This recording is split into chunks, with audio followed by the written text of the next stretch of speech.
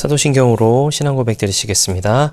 전능하사 천지를 만드신 하나님 아버지를 내가 믿사오며 그 외아들 우리 주 예수 그리스도를 믿사오니 이는 성령으로 잉태하사 동정녀 마리아에게 나시고 본디오 빌라도에게 고난을 받으사 십자가에 못 박혀 죽으시고 장사한 지 사흘 만에 죽은 자 가운데서 다시 살아나시며 하늘에 오르사 전능하신 하나님 우편에 앉아 계시다가 저리로서 산 자와 죽은 자를 심판하러 오시리라. 성령을 믿사오며 거룩한 공회와 성도가 서로 교통하는 것과 죄를 사하여 주시는 것과 몸이 다시 사는 것과 영원히 사는 것을 믿사옵나이다. 아멘. 함께 은혜 나눌 하나님의 말씀 요한복음 21장 1절에서 14절까지의 말씀입니다. 요한복음 21장 1절에서 14절까지의 말씀입니다. 말씀을 읽어드리겠습니다. 그 후에 예수께서 디베랴 호수에서 또 제자들에게 자기를 나타내셨으니 나타내신 일은 이러하니라. 시몬 베드로와 디두모라 하는 도마와 갈릴리 사람 나다나엘과 세베대의 아들들과 또 다른 제자 둘이 함께 있더니 시몬 베드로가 나는 물고기 잡으러 가노라 하니 그들이 우리도 함께 가겠다 하고 나가서 배에 올랐으나 그날 밤에 아무것도 잡지 못하였더니 날이 새어갈 때에 예수께서 바닷가에 서셨으나 제자들이 예수이신 줄 알지 못하는지라. 예수께서 이르시되 얘들아 너희에게 고기가 있느냐 대답하되 없나이다. 이르되 그물을 배 오른편에 던지라 그리하면 잡으리라 하시니 이에 던졌더니 물고기가 많아 그물을 들 수 없더라. 예수께서 사랑하시는 그 제자가 베드로에게 이르되 주님이시라 하니 시몬 베드로가 벗고 있다가 주님이라 하시는 말을 듣고 겉옷을 두른 후에 바다로 뛰어 내리더라. 다른 제자들은 육지에서 거리가 불과 한 50칸쯤 되므로 작은 배를 타고 물고기 든 그물을 끌고 와서 육지에 올라보니 숯불이 있는데 그 위에 생선이 놓였고 떡도 있더라. 예수께서 이르시되 지금 잡은 생선을 좀 가져오라 하시니 시몬 베드로 올라가서 그물을 육지에 끌어올리니 가득히 찬 큰 물고기가 153마리라. 이같이 많으나 그물이 찢어지지 아니하였더라. 예수께서 이르시되 와서 조반을 먹으라 하시니 제자들이 주님이신 줄 아는 고로 당신이 누구냐 감히 묻는 자가 없더라. 예수께서 가셔서 떡을 가져다가 그들에게 주시고 생선도 그와 같이 하시는지라.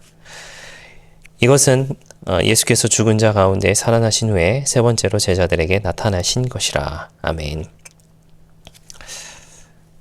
어제에 이어서 지금 계속 이제 베드로에 대한 이야기를 좀 나누고 있습니다. 오늘 본문은 베드로의 본격적인 회복의 시간 바로 직전의 이야기라고 봐도 무관할 만한 그런 내용인 것 같습니다.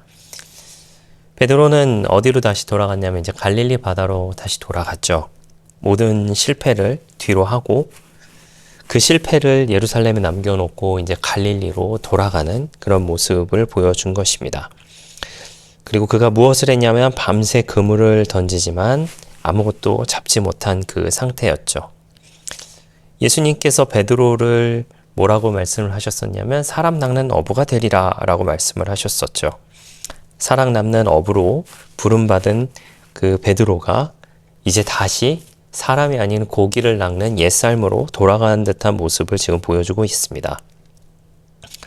그러나 바로 그 실패와 공허의 자리에서 예수님께서, 그것도 부활하신 예수님께서 찾아오신 장면이 오늘의 장면입니다.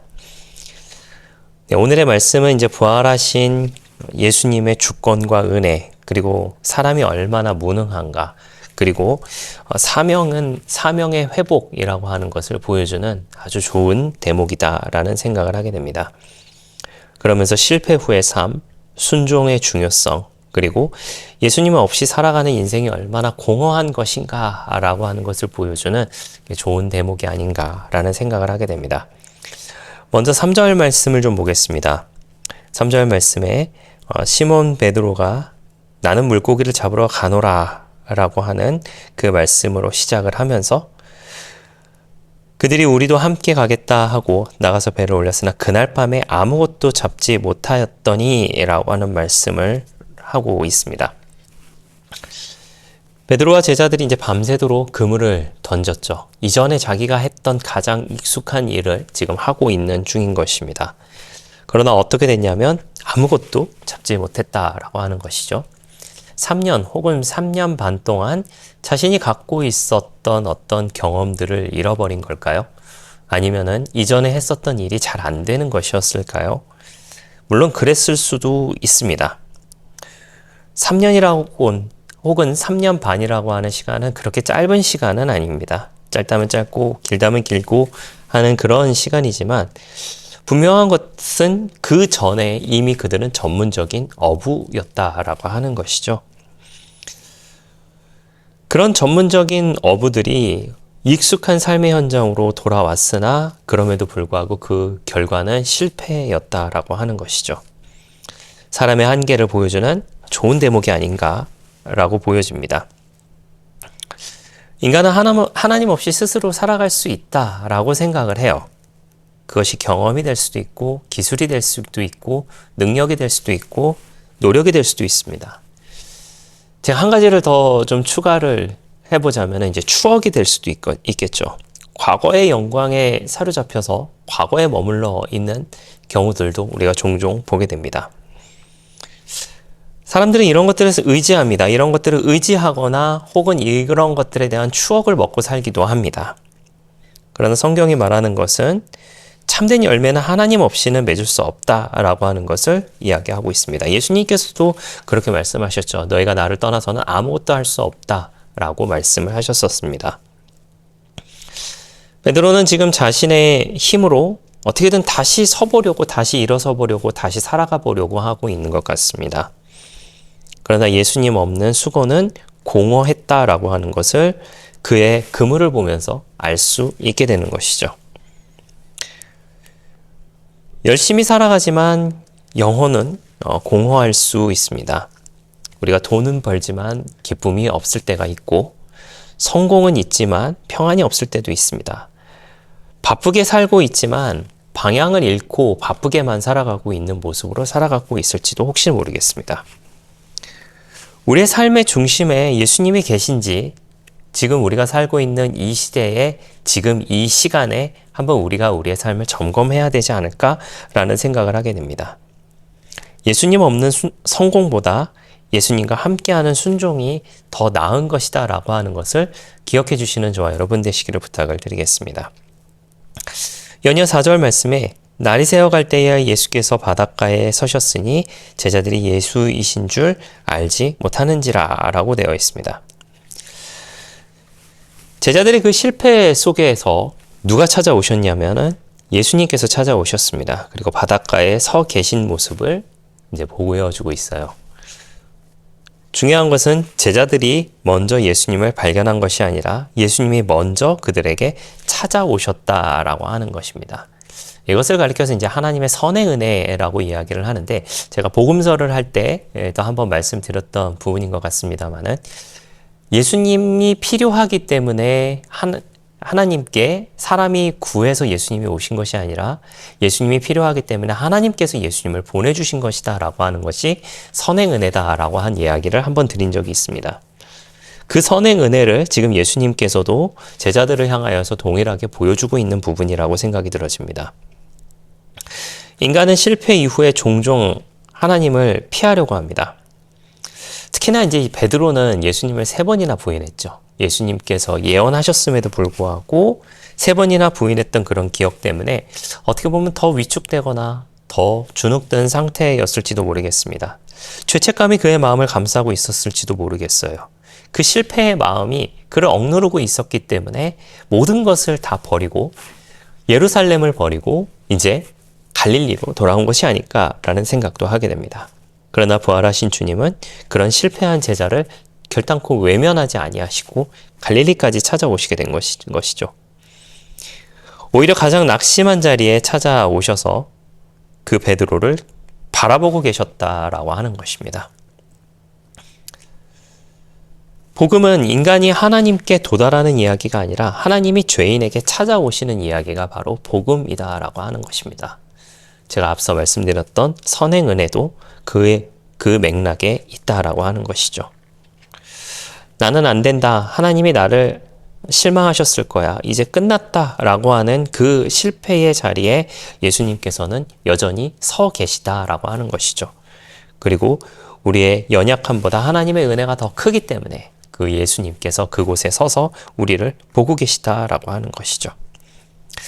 자, 6절 말씀에 이렇게 되어 있습니다. 이르시되 그물을 배 오른편에 던지라. 그리하면 잡으리라 하시니 이에 던졌더니 물고기가 많아 그물을 들 수 없다라고 하는 말씀을 하고 있습니다. 그런 제자들에게 예수님 말씀하시죠. 그물을 오른편에 던지라. 얘들아, 너희가 물고기를 많이 잡았느냐? 밤새도록 그렇게 했는데 잡았느냐? 그렇게 열심히 했는데 잡았느냐? 아니요, 아무것도 없습니다. 그러면 이제 오른편에 한번 던져보겠느냐? 라고 하는 것이 예수님의 말씀이셨죠. 사실 인간적으로 보면 이해가 되는 말씀은 결단코 아닙니다. 앞서 말씀드린 것처럼 밤새 그물을 던졌으나 그들은 아무것도 잡지 못했습니다. 3년 혹은 3년 반의 시간이 지나긴 했지만 여전히 그들은 전문가입니다. 그러나 그들은 아무것도 잡지 못했습니다. 그들이 했던 것은 무엇이었냐면 바로 순종이었습니다. 오른편에 그물을 던지라. 그물을 던졌습니다. 그리고 놀라운 기적이 일어나게 되죠. 물고기가 너무 많아서 그 많은 것들을 어떻게 할 수 없는 그와 같은 상황에 이르게 됩니다. 사실 베드로는 이전에 비슷한 경험을 한번 하게 되죠. 누가복음 5장에 예수님의 말씀에 순종했을 때 많은 물고기를 잡게 됩니다. 그리고 지금 부활 이후 다시 같은 은혜를 지금 경험하고 있는 것입니다. 이것은 예수님께서 베드로에게 처음 부르심의 은혜를 다시 기억나게 하시는, 어떻게 보면은 굉장히 멋진 장면이 아닌가라고 생각이 들어집니다. 성도는 말씀 앞에서 순종을 배워야 합니다. 때로는 하나님의 말씀은 이해되지 않을 때가 너무나도 많이 있어요. 그러나 믿음은 계산보다 순종을 선택하는 것이다 라고 하는 것을 기억해 주시기를 부탁을 드리겠고, 순종의 자리에 우리가 있을 때에 하나님의 역사가 비로소 거기서 시작된다라고 하는 사실도 꼭 기억해 주시기를 예수님의 이름으로 부탁을 드리겠습니다.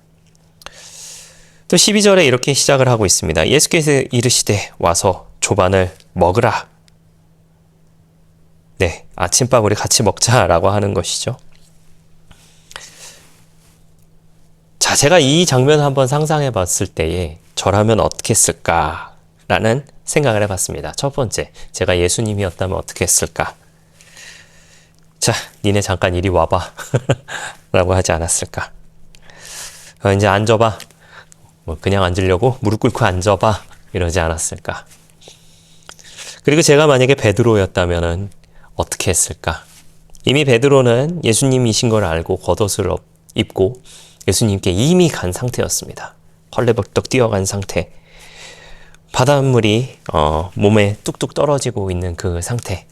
그 상태에서 숯불을 피워놓고 아침을 먹자라고 하는 그 예수님의 모습을 보면서 어떤 생각이 들었을까? 죄책감, 부끄러움, 그런 복합적인 감정들이 아마 베드로에게 있지 않았을까라는 생각을 하게 됩니다. 그때 예수님께서 하셨던 말씀은 얘들아 밥 먹자. 조반을 먹자. 라고 하는 그 말씀을 하면서 이 얼마나 따뜻한 예수님의 사랑인가라고 하는 그런 생각을 하게 됩니다. 부활하신 예수님께서 지금 무엇을 회복시켜주고 계시는 거냐면 바로 사역을 회복시켜주고 계시는 것입니다. 예수님은 단순히 죄를 용서하시는 데 끝나지 않습니다. 무엇을 회복하시냐면 바로 관계를 회복하신다라고 하는 것이죠. 그리고 사명의 자리로 다시 이끌어 주십니다. 베드로에게 이 아침 식사는 아마도 너무나도 특별한 의미가 있지 않았을까라는 생각을 하게 됩니다. 그는 이전부터 숯불 곁에 있었습니다. 언제 있었나요? 예수님을 부인할 때 숯불 곁에 있었습니다. 그런데 이제는 부활하신 예수님께서 그 숯불 곁에 있습니다. 그리고 다시 그 숯불 곁으로 다가가고 있는 것이죠. 그리고 예수님 말씀하십니다. 밥 먹었니? 같이 밥 먹자 라고 하시는 것. 하나님은 실패한 사람을 끝내 버리지 아니하십니다. 오히려 실패를 통해 더 깊은 은혜를 배우게 하시는 분이 바로 예수님이신 것이죠. 사랑하시는 성도 여러분, 우린 실패할 수 있습니다. 무너질 수도 있고 넘어질 수도 있습니다. 그리고 돌아갈 수도 있습니다. 베드로가 밤새 수고했지만 아무것도 얻지 못했던 그 모습을 우리가 기억해보고, 그리고 그 후에 어떤 일이 일어났는지 생각해 보십시오. 부활하신 예수님께서 다가오시고, 그리고 그 부활하신 예수님을 만난 순간 모든 것이 바뀌게 됩니다. 이전에 숯불 곁은 죄의 모습, 실패의 모습, 낙심의 모습이었다면 이제는 소망의 모습, 순종의 모습, 그리고 앞으로 나아갈 수 있는 힘의 모습이 아닐까 보게 됩니다. 사랑하시는 성도 여러분, 그물을 던지라고 말씀하십니다. 그리고 다시 시작하라고 말씀하십니다. 그리고 내가 너와 함께하고 있다라고 지금도 말씀하시는 그 예수님을 바라보고 나아가는 우리 모두의 넉넉한 신앙의 모습 다 되시기를 예수님의 이름으로 부탁을 드리겠습니다. 기도하겠습니다. 좋으신 아버지 하나님 감사합니다. 실패와 공허 속에 있는 제자들에게 찾아오셔서 다시 일으켜주시고 다시 회복시켜주신 그 주님의 은혜를 우리가 말씀을 통하여서 보게 됩니다. 우리의 수고가 주님 없이 헛될 수 있음을 깨닫게 하시고 말씀에 순종하는 믿음을 가지며 살아가게 하여 주시옵소서. 실패한 자리에서도 우리를 포기하지 아니하시는 그 주님을 바라보게 하여 주시고 지금도 나를 바라보고 계시는 그 주님과 함께 사명의 자리로 나아갈 수 있는 우리 모두의 넉넉한 신앙의 모습 다 되게 하여 주시옵소서. 감사드리며 예수님의 이름으로 기도했습니다. 아멘. 주기도문으로 마치겠습니다. 하늘에 계신 우리 아버지여, 이름이 거룩히 여김을 받으시오며 나라가 임하시오며 뜻이 하늘에서 이루어진 것 같이 땅에서도 이루어지이다. 오늘 우리에게 일용할 양식을 주시옵고 우리가 우리에게 죄 지은 자를 사하여 준 것 같이 우리 죄를 사하여 주시옵고 우리를 시험에 들게 하지 마시옵고 다만 악에서 구하시옵소서. 나라와 권세와 영광이 아버지께 영원히 있사옵나이다. 아멘.